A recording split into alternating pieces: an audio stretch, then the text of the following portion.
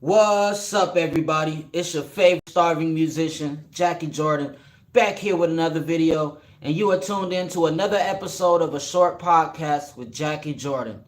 As always, I'm your host with the most, Jackie Jordan, and today we have a lot to discuss. But before we get into it, go ahead and like this video. Click the subscribe button on our channel. Click the little bell next to it so you get a notification every time I drop a video. And after you get done listening to this intriguing piece of content, I want you to leave a comment below and let me know what you think, because I love to know what you think. Alright, let's get into it. Now, today, guys, I want to talk about a plethora of topics. This might be a little different from any other podcast that I've done.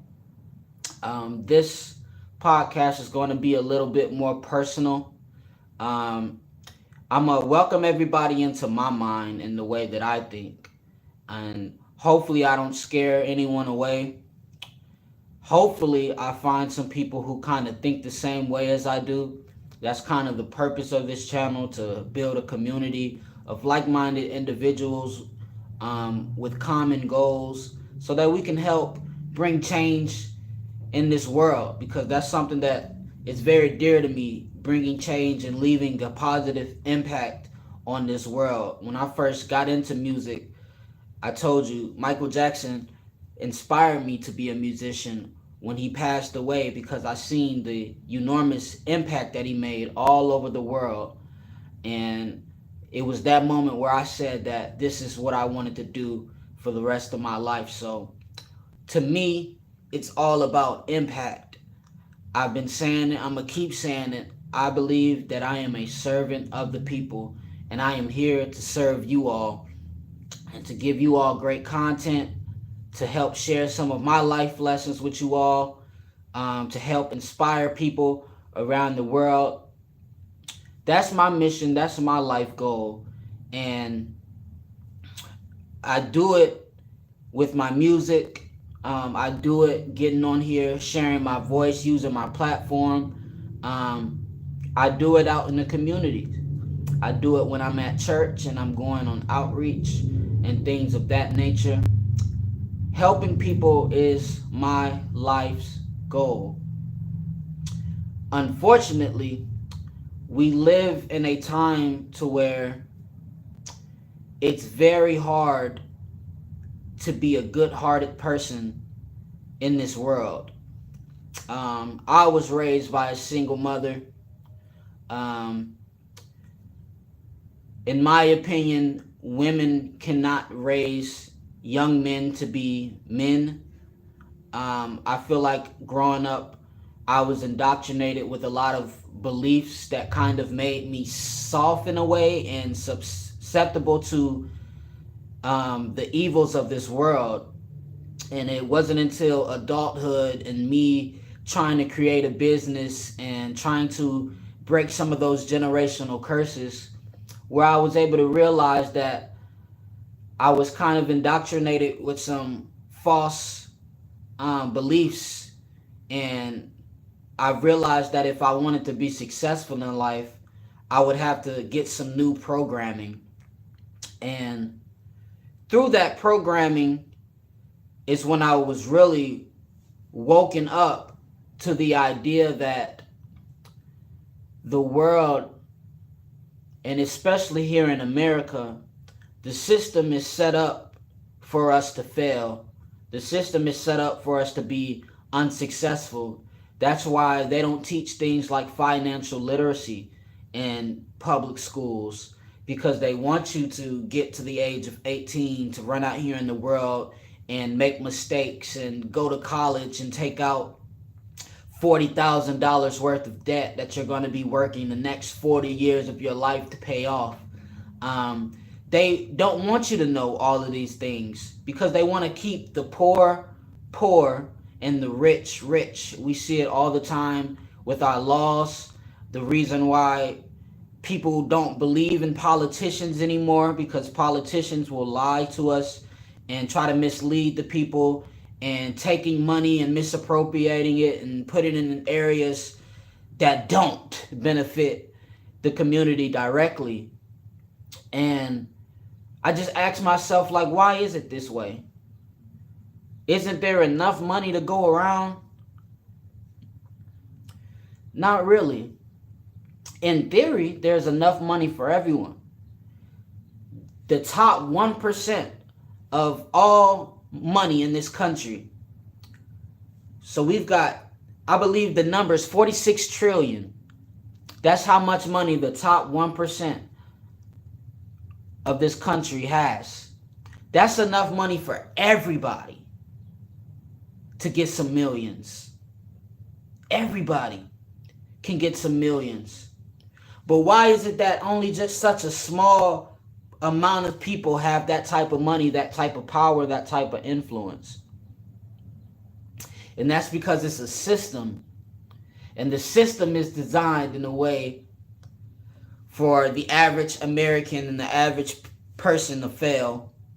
And those anime fans out there, you see I've got my Demon Slayer shirt on. That's because in this episode, we getting ready to slay some demons. We getting ready to put it all out there. Now, I make music. Making music and being a musician has always been a lifelong dream of mine. I've always wanted to go out and perform in front of 20,000, 30,000, 40,000, 50,000 people. Like, this has always been a dream of mine. And when I first started off doing music, it was just that. It was a dream. It was a passion. And just like many other musicians who have a passion for music, a lot of us end up losing our passion for the music once the business gets involved in it. Now, the business of music almost stole my joy for being a musician, because not only is business very important to an artist, but it's also very important to the average American. So it's very important for the average American to learn about how money moves, marketing, advertising, how to sell a product to somebody. That's why they say people who come from New York, if you can make it in New York, you can make it anywhere, because in order to survive in the New York economy, you almost have to know how to sell something. You look at some of these third world countries, you've got people who are out selling maybe fresh produce, tomatoes, fruits, vegetables, things like that. We've got the people who are in the medical industry selling pharmaceuticals, medicine, shots, things like that, doctors. Whether you're into fashion and you like selling t-shirts, hoodies, things of that nature. Like, and on this planet, you almost have to know how to sell something. And growing up in an impoverished community from an impoverished family, I was not taught anything about business. I didn't know anything about business or how to sell something or none of that.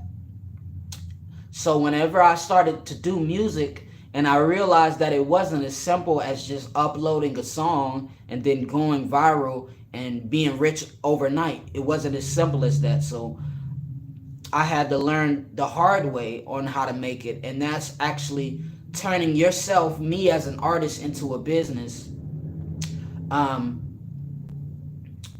And with the business comes responsibility.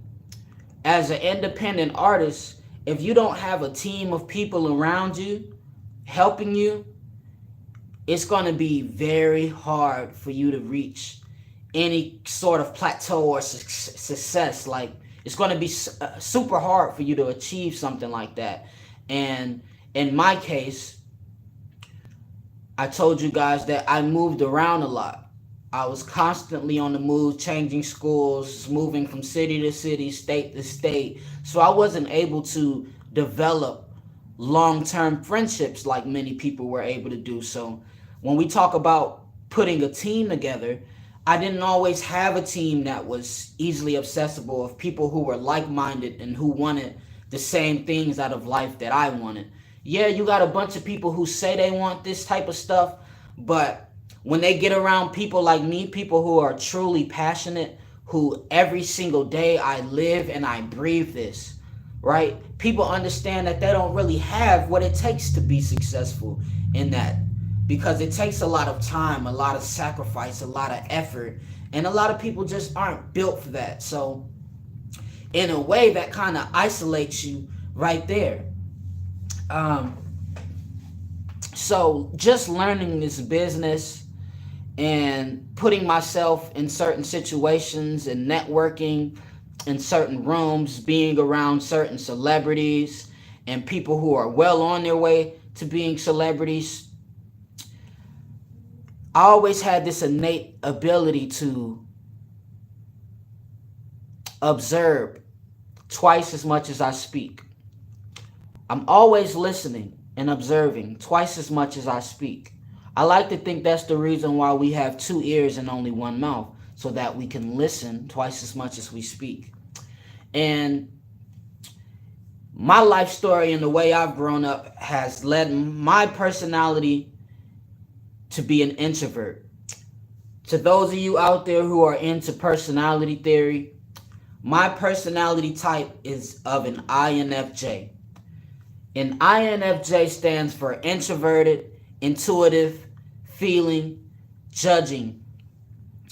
Now, at my core, I'm an introvert. When other people tend to look outwards, whether that be for validation, rather that be just for thinking or perceiving or anything of that nature, I'm an introvert, so I always look within. I've always been isolated throughout my entire life, so I tend to spend a lot of time by myself. And when I'm by myself, it allows me to think and process my thoughts and emotions a lot easier. And then the N for that function is intuitiveness. I have great intuition.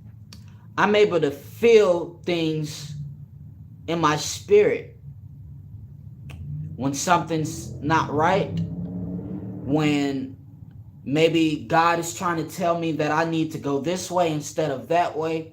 I've always had this strong intuition, and that's helped me become a great judge of character. That's helped me not align myself with people who may have not have had my best interest at heart. And my intuition has really saved me from a lot of sticky situations. And with that, I also have extroverted feeling.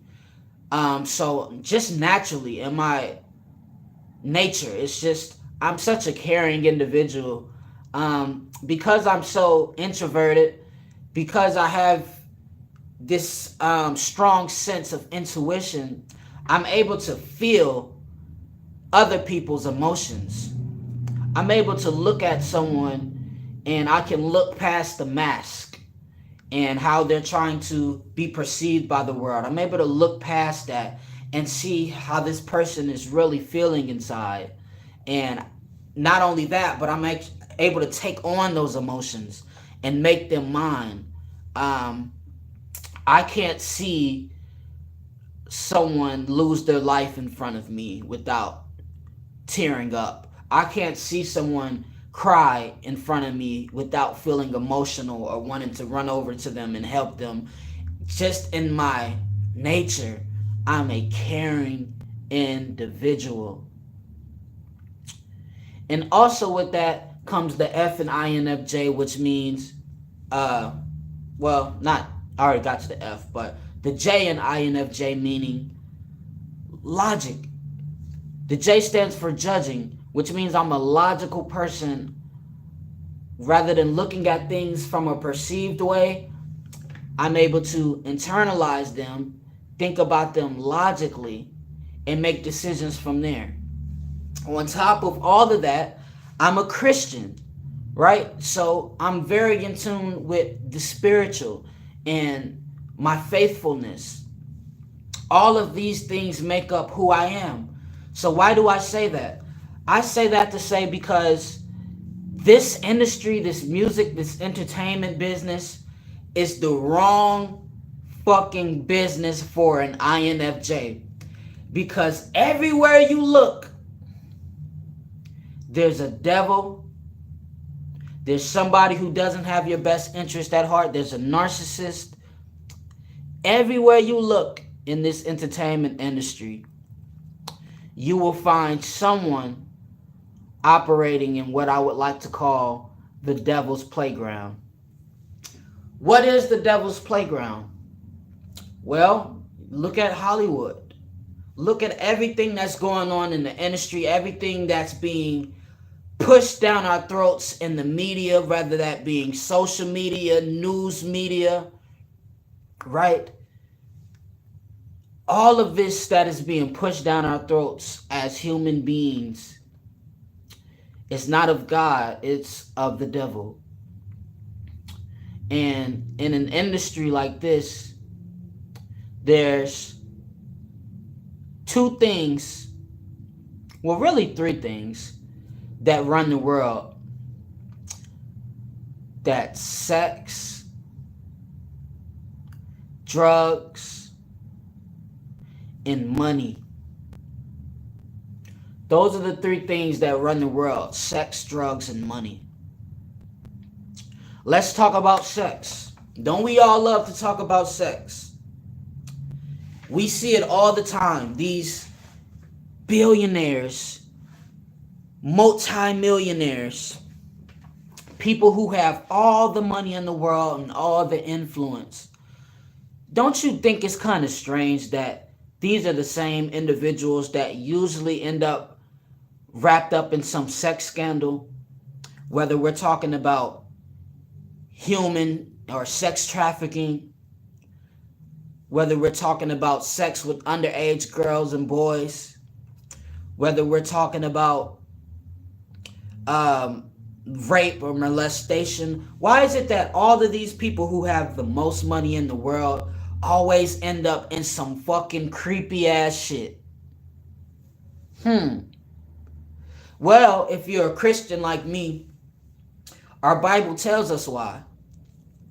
Because the love of money is the root of all evil. Now, the Bible didn't say that money was evil. The Bible didn't say that those who like money is evil. Because even in the Bible, in the olden times, people understood that money was a necessity. People needed money to go out and participate in the economy. So the Bible isn't saying that money is the root of all evil. It's a key word in there. The love of money is the root of all evil. And when you look at these multi-millionaires, billionaires, multiple times over, when you look at these individuals, these tend to be people who are extremely driven and extremely motivated. The type of people who only get 4 hours of sleep max a night. Type of people who work 80 to 90 hours a week. These are the people who tend to have a love for money. Me personally, I've never loved money. And the reason why I've never loved money is because I'll tell you, I'm an INFJ, which makes me naturally introverted. I have the J function of judging, which means I can process things eternally and think about them logically. And I watch and I observe twice as much as I speak. So it's very easy to look at other people who are chasing money. It's very easy to look at those people once they obtain the money to see that they are not happy. The long list of celebrities who've taken their own lives. Robin Williams, to be an example. The thousands of celebrities who struggle with depression and drug addiction.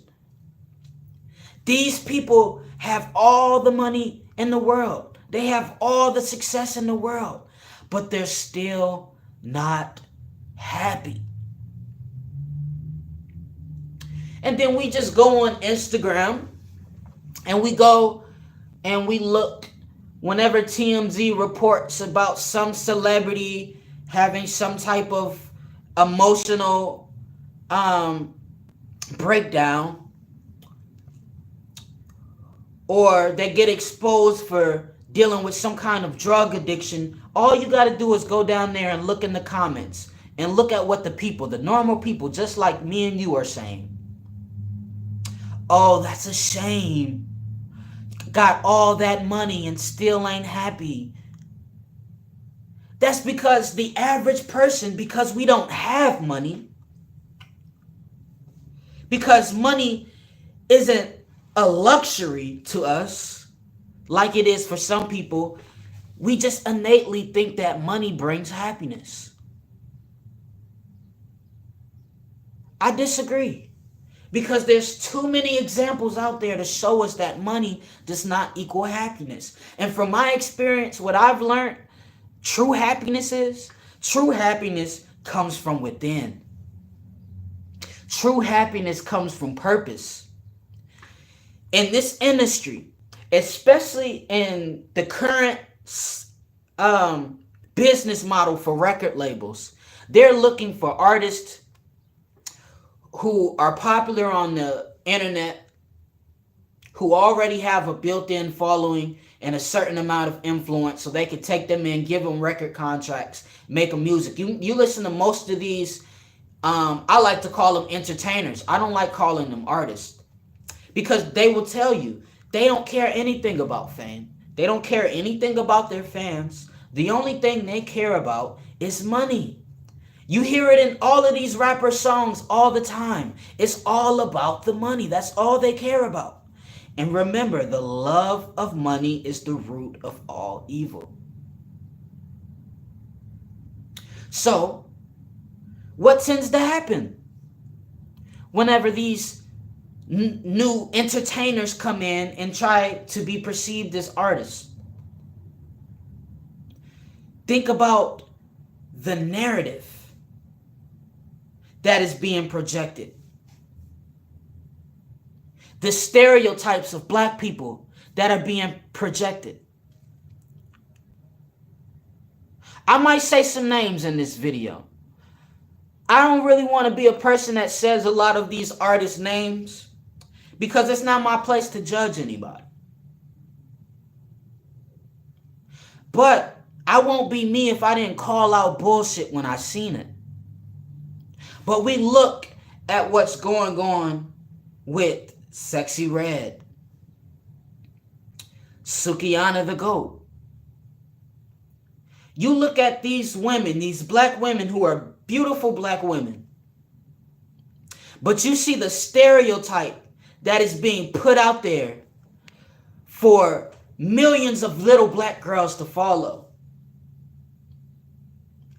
If you think that I'm just picking on these two artists, go in the comments and read what people are saying in the comments under these posts. And you'll see thousands of 15 to 35-year-old women in the comments defending the behavior of these girls. Saying, oh my God, they just want to live their life. They just having fun. You know, this, that, and the other. But we don't ever fucking think about who is telling them to go out and push these fucking false negative stereotypes of black women out to the masses. That's because there's a giant hand up there who can see that if we can take the black woman out of the black household, they didn't already took the black man out of the household. When we talk about things like fault divorce and food stamps and rental assistance, all of these things that were given to our black women, primarily because we're talking about the minorities. All of these government assistance, things that were given to the black women, basically eliminated the need and the necessity to have a black man in the household. So there's already dysfunction in the black family. But now what do we want to do? We want to tell all of our young little black girls that if you grow up saying yes, yes, going twerking at the red lights, acting like a damn fool, walking out the house wearing bonnets on your head, they want to promote this, attitude, girls with attitude, that's sexy. That's what men want, when it's actually the opposite of what men want. That's just because it's to cause dysfunction within the black household. And not only that, but women spend the most money in this country. And it ain't even close. Because men tend to be more logical and women tend to be more emotional. So why the fuck would we want a strong, logical thinking black man in the household when we got this emotional, easily misled black woman that we can get in the media and we can brainwash her into believing that she doesn't need a black man in the household? We can give her this false sense of a degree. We can give her a social media account. We can give her an OnlyFans account. And to let her know that she doesn't need a man because it's all about independence. Why is that? Why is this the agenda? Well, it goes back to my first point in this video. There is a need to keep the rich rich and the poor people poor. Along with that, we didn't already discuss sex. The next thing is drugs. Why is drugs being promoted so heavily in the communities? Because if you aren't thinking in your logical mind, you're much easier to mislead. So why do we have all of our modern day rappers coming here talking about, I'm off of this drug, I'm popping a Molly, Why? Because there's an agenda from someone at the top. Why, as black people, why are we so susceptible to this shit?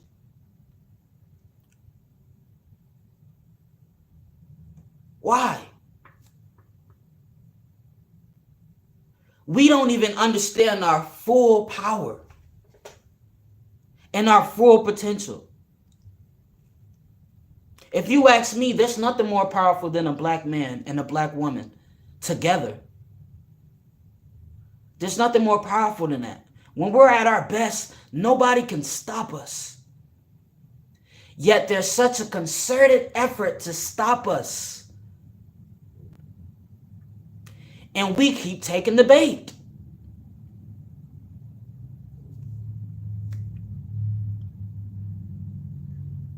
It's the false reality, the selling of the false dream. All of us are being sold a dream whenever they're promoting sex, drugs, and the fast life, fast money, and all that comes with it. We're being sold a dream because it just doesn't work like that.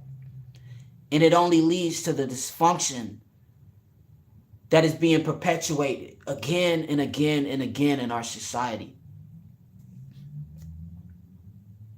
So that's one of the reasons why I want nothing to do with the music or entertainment industry. I want nothing to do with it because it's evil. It is literally the devil's playground.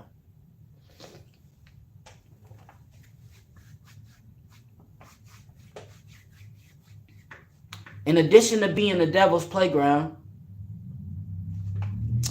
I want to talk about what money does to people. Because the love of money is the root of all evil. One thing that money does to people is money brings out their true colors. Whenever somebody gets money and they start acting a certain way, they start acting crazy, what's the first thing people normally say? They say, oh, money changed them. Money didn't change nobody. Money only makes you more of what you already are. If you're a piece of shit, money is just going to make you an even bigger piece of shit. If you're a good person at heart, money is just going to make you an even better person because now you have the resources to make a big impact. Money only makes you more of who you already are. So money is always going to expose people's true colors. Another thing that money does is money brings out hate. I've never seen so many black people hate on one another compared to one person has money and the other doesn't. The first time any black person has money, the first thing people want to say is, oh, he sold his soul. Oh, he sold out. Oh, he must be gay. He must have been sleeping this way to the top. If it's a woman, oh, she must have been sleeping her way to the top. She must be a hoe. It's always negative shit. Because we hate to see each other succeed. We hate to see each other successful. So one of the first things you can expect whenever you start making a little money is that people are going to go bad on you. Because everyone's supporting you, everybody's by your side when you ain't got shit. But when you on top of the world, don't nobody want to see you on top of the world. So they going to throw stones to knock you off. People would much rather tear you down for trying to do something with your life than to get up and to do something with their own lives. Because it's much easier for them to say that you're doing something wrong rather than for them to look at themselves and understand that the reason why they can't be successful is because they can't get off their fat, lazy ass and go out there and work for something. These niggas can't stop chasing pussy for 5 minutes to go and put out a job application, bro. These niggas can't stop smoking for 30 days to get a fucking job.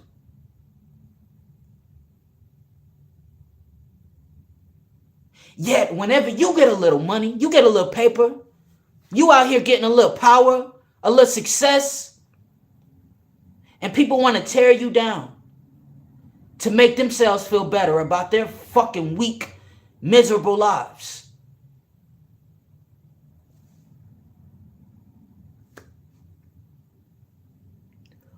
Money does all of this to people. So even though I'm on a career path that has nearly unlimited earning potential, the reason has never been for money. The reason why I'm on the path I'm on is because I want to leave behind a legacy. I want to leave behind a huge impact. So that when I get money, which inevitably there's going to be a day where I'm going to have my day to count my green, is to use that money to not only create a better life for my family, but also to create a better life for thousands and thousands of other families. I want the Lord to use my pockets to be a blessing to other people. Because I looked at my hero, Michael Jackson, and the way he was very philanthropic. One of the greatest humanitarians this world has ever seen. I looked at the way he did it and I said, that's how I want to do it.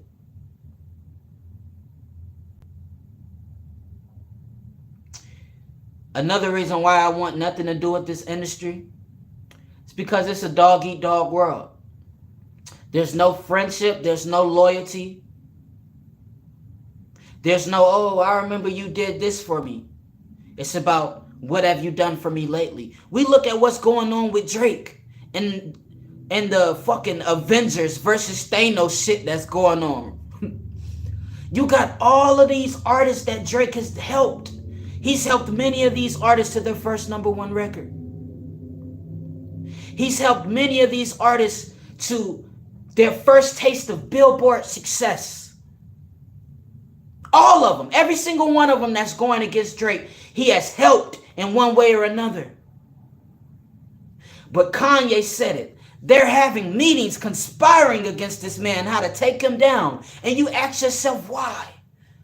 What this man that ain't did nothing but help you all? What did he do to deserve this? Now, I don't know Drake. I don't know what he's doing behind the scenes. I can't sit here and stand up for Drake like I know what's going on. I don't know what's going on. But from the outside, what it looks like is people are just angry because they don't have the same access to you as they once had. And that leads to resentment. So they like, fuck Drake. We gonna get Drake out of here so that we can start selling records and being on the top. You had your time at the top, old man. It's time for you to step down. So we're going to conspire against you to take you down. That's pussy shit to me. If I got a problem with somebody, I'm not talking behind closed doors with nobody. I'm not conspiring against nobody. I'm going to let you know. I'm going to get up in your face and I'm going to tell you how I really feel about you. But that's just me. That's just the type of person I am. And in this industry, there ain't no love. It ain't no friends. It ain't no loyalty. And that's why I don't want nothing to do with none of these rap niggas, none of these singers, none of these actors, none of these entertainers, because it's just that. Entertainment. It ain't real.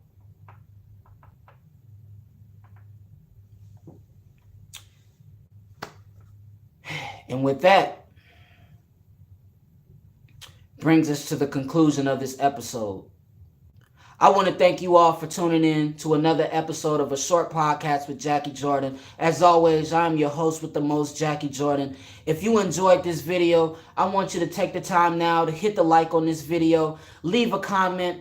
Let me know, what do you think? Do you want money? Do you think money brings happiness?